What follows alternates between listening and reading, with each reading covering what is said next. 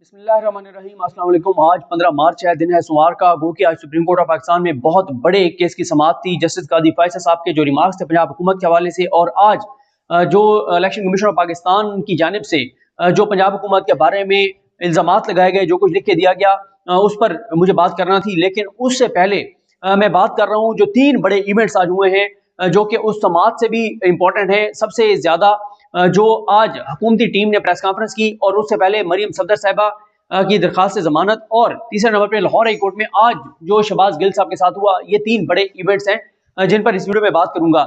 नैब के लिए आज बहुत इंपॉर्टेंट दिन था। नैब ने मरियम सफदर साहिबा की जो जमानत है उसकी मनसूखी के लिए लाहौर हाई कोर्ट से रजू किया था। लाहौर हाई कोर्ट के 2 रुकनी बेंच ने 13 मिनट की समाअत की है, और मैंने लाहौर हाई कोर्ट में जैसे आपको बताया था कि असदुल्ला खान साहब क्योंकि आजकल नहीं जा पा रहे, तो इसलिए एक वहां पे रिपोर्टर दोस्त हैं जिनको ये कहा हुआ है कि वो वहां पे कवर करते हैं, और कवर करके और मुकम्मल अहवाल मुझसे शेयर करते हैं, और वो फिर मैं आप तक उसको मुख्तसर मगर जामे अंदाज में पेश करता हूँ। ये मत समझिएगा कि मैं भी घर बैठ के आंखों देखा हाल बता रहा हूँ। मैं आंखों देखा हाल नहीं बता रहा, मैं एक रिपोर्टर से पूछ के आपके सामने जो है वो फैक्ट्स रख रहा हूँ। तो मरियम साहबा के खिलाफ जो नैब गया था, आज सबसे पहला और सबसे मुश्किल जो मरला था वो ये था कि नैब को ये साबित करना था कि उनकी ये दरखास्त काबिल समाअत है।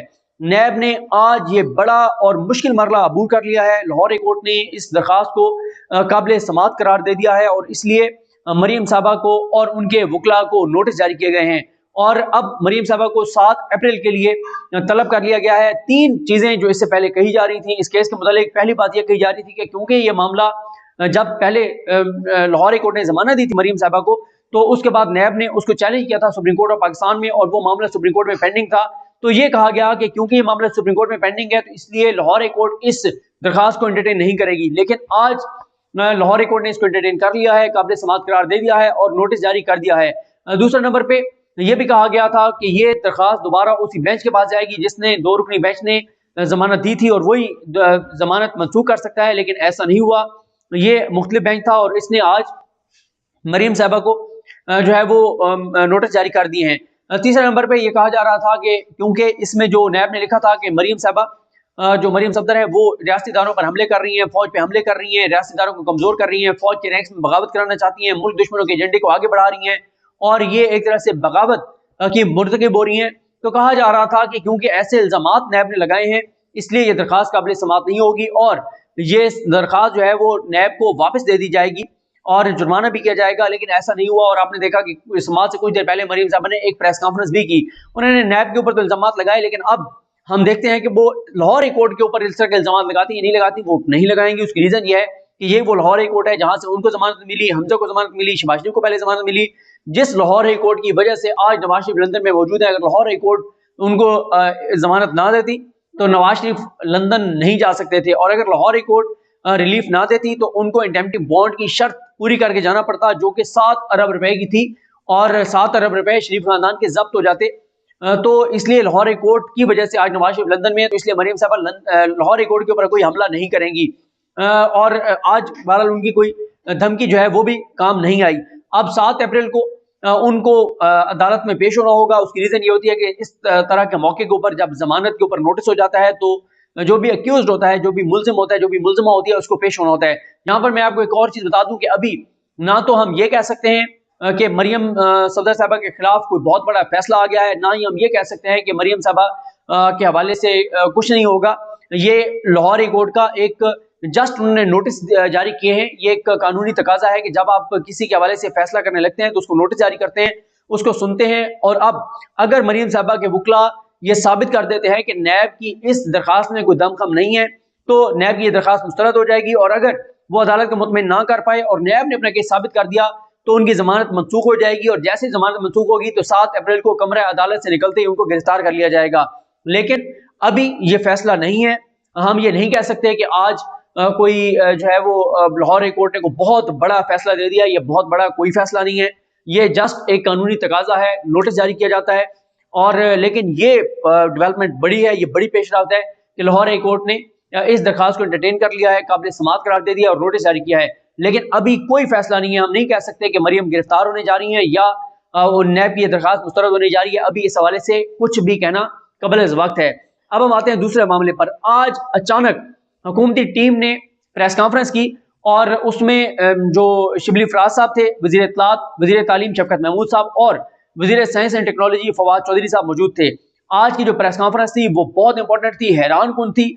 یہ اچانک جو پریس کانفرنس ہوئی اس میں شفقت محمود صاحب نے آ کر بتایا کہ کس طرح سے الیکشن کمیشن آف پاکستان اپنی آئینی ذمہ داریوں میں ناکام رہا، اور ساتھ ہی شفقت محمود صاحب نے الیکشن کمیشن آف پاکستان سے مطالبہ کیا ہے کہ چیف الیکشن کمشنر سکندر سلطان راجہ اور چاروں الیکشن کمیشن ممبران، جن میں جو الطاف ابراہیم قریشی ہیں، جس میں جو ارشاد قیصر ہیں، 2 اور ممبران ہیں، یہ 4 ممبران ہیں جو دو خورشید شاہ کے اور نواز شریف کے لگائے ہوئے ہیں، اور 2 نامزد کردہ اور حمایت یافتہ ہیں شہباز شریف کے۔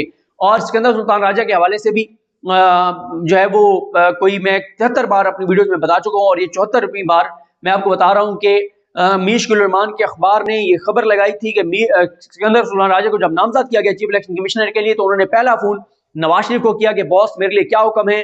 نواز شریف کی اجازت سے وہ چیف الیکشن کمشنر بنے، انہوں نے یہ عہدہ قبول کیا، اور نواز شریف نے پھر ان کے لیے لابنگ کی، اپوزیشن جماعتوں کو قائل کیا، پھر اپنے قریبی لوگوں کے ذریعے سکندر سلطان راجہ صاحب نے جو چیف الیکشن کمشنر ہیں انہوں نے رابطہ کیا جو مولانا فضل الرحمان ہیں ان سے، اور ان سے بھی اجازت طلب کی، اور اس طرح سے نون لیگ اور جو مولانا فضل الرحمان ہیں ان کی حمایت سے، ان کی کوششوں اور کاوشوں سے، ان کی لابنگ سے سکندر سلطان راجہ آئے، اور اس کے بعد جو حکومت کی اور الیکشن کمیشن کی جو کچھ چل رہا ہے وہ آپ کے سامنے ہے۔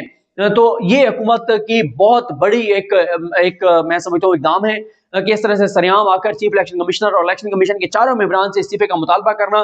تو آپ یہ کہہ سکتے ہیں کہ عمران خان حکومت اور ایک آئینی ادارے کی لڑائی کا آغاز ہو گیا ہے۔ گو کہ پہلے الیکشن کمیشن آف پاکستان کی جانب سے جو کچھ کیا جا رہا تھا وہ بھی یہ بتاتا تھا کہ الیکشن کمیشن پورے موڈ میں ہے عمران خان حکومت کے ساتھ لڑائی کے لیے، لیکن اب عمران خان حکومت نے میدان میں اتر کر بڑا مطالبہ کر دیا ہے کہ چیف الیکشن کمشنر اور ان کے جو اراکین ہیں وہ استعفیٰ دیں۔ اور آپ یہ دیکھیں کہ ابھی پاکستان میں جو ایک نئی نفرت اور شدت پسندی کا آغاز ہوا ہے پاکستانی سیاست میں، اس کا اگر کوئی ذمہ دار ہے تو وہ الیکشن کمیشن آف پاکستان ہے۔ الیکشن کمیشن آف پاکستان نے صاف شفاف الیکشن نہیں کروائے، ٹریسیبل بیلٹ نہیں بنایا، آئینی اور قانونی تقاضے پورے نہیں کیے، جس وجہ سے پہلے یوسف رضا گیلانی والا معاملہ ہوا، اس کے بعد پھر پرائم منسٹر نے اعتماد کا ووٹ لیا، اس کے بعد پھر یہ 2 سیٹیں پی ڈی ایم ہاری، اور اس کی وجہ سے سیاست میں بہت تلخی آ گئی ہے۔ میں آج ایک مرتبہ پھر آپ سب سے یہ درخواست کروں گا کہ خدا را تحریک انصاف کا بن کر، نون لیگ کا بن کر، پیپلز پارٹی کا بن کر مت سوچئے، پاکستانی بن کر سوچئے۔ میں دوبارہ یہ بات کہوں گا، اس کی ریزن یہ ہے کہ میرا تو بڑا سادہ سا ایک موقف ہے، اور وہ یہ ہے کہ میں کسی بھی چیز کو جو غلط ہو، چاہے وہ کسی بھی پولیٹیکل پارٹی کی ہو، میں اس کو جسٹیفائی نہیں کر سکتا، نہ میں اس کو کروں گا۔ اور میں نے آپ پہلے بھی یہ بات کہی تھی تو بہت شدید ایک رد عمل آیا۔ آپ دیکھیں کہ جب میں نے یہ وہ ویڈیو کی تھی کہ جو کچھ تحریک انصاف کے کارکنان نے پارلیمنٹ لاجز کے باہر کیا وہ غلط تھا، تو بہت ریاکشن آیا، اور تحریک انصاف نے اس پر جشن منایا، خوشیاں منائیں کہ ہمارے کارکنان نے بالکل ٹھیک کیا ہے۔ انہوں نے جو نعرے لگائے، جو وہاں پر جو کچھ ہوا انہوں نے اس کو جسٹیفائی کیا تحریک انصاف نے۔ آج لاہور ہائی کورٹ میں جو کچھ ہوا اس کی یہ اسی دن نظر آ رہا تھا، میں نے اسی دن ویڈیو میں کہا تھا، کیونکہ اس دن آپ شاید کہ نواسی کے بیانات سنے، اور اس کے بعد مریم صفدر نے جب یہ اعلان کر دیا تھا کہ جو کچھ ہمارے اراکین اسمبلی کے ساتھ ہوا ہے یہ ہم پر قرض بھی ہے، فرض بھی ہے، ہمیں کوئی ایک مارے گا ہم 10 ماریں گے۔ کسی بھی جو اپنے آپ کو وہ ایک ملکی لیول کی لیڈر کہتی ہو کوئی بھی شخصیت، اس کو یہ زیب نہیں دیتا تھا۔ میں دوبارہ یہی کہوں گا کہ دونوں سائڈوں سے جو کچھ ہو رہا ہے، اس دن پی ٹی آئی والے خوش تھے کہ ہمارے کارکنان نے ٹھیک کیا ہے، آج پی ایم ایل این والے خوش ہیں کہ ہمارے کارکنان نے شہباز گل کے ساتھ ٹھیک کیا ہے۔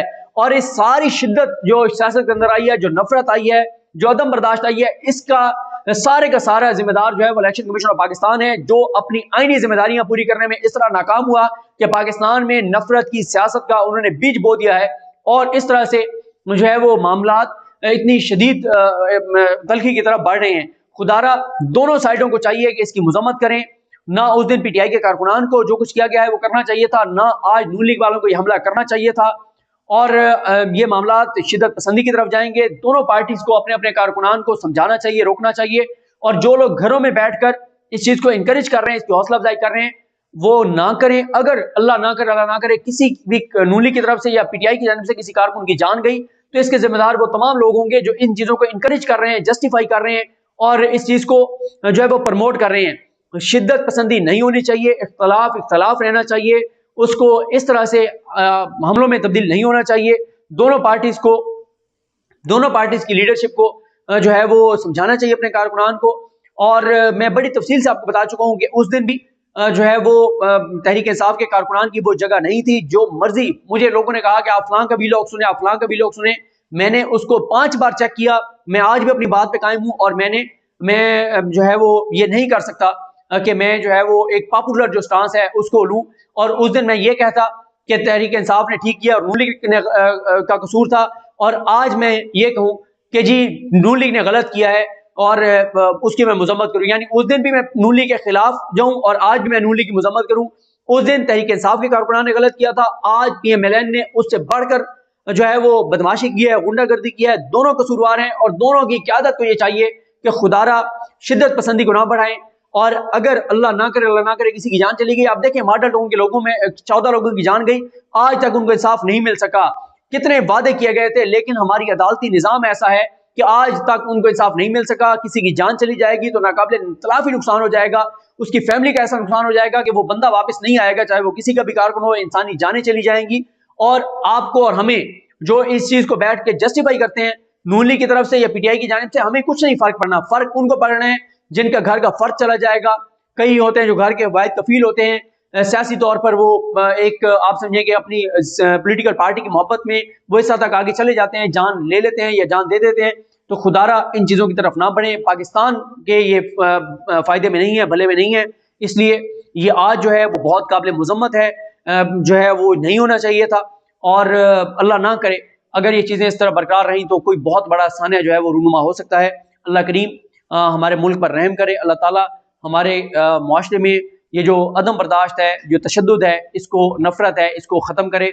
और अल्लाह ताला हमें जो है वो अमन के साथ रहने की तौफीक अता फरमाए। अल्लाह करीम हम सबका आमीन आसरू। अल्लाह हाफिज़।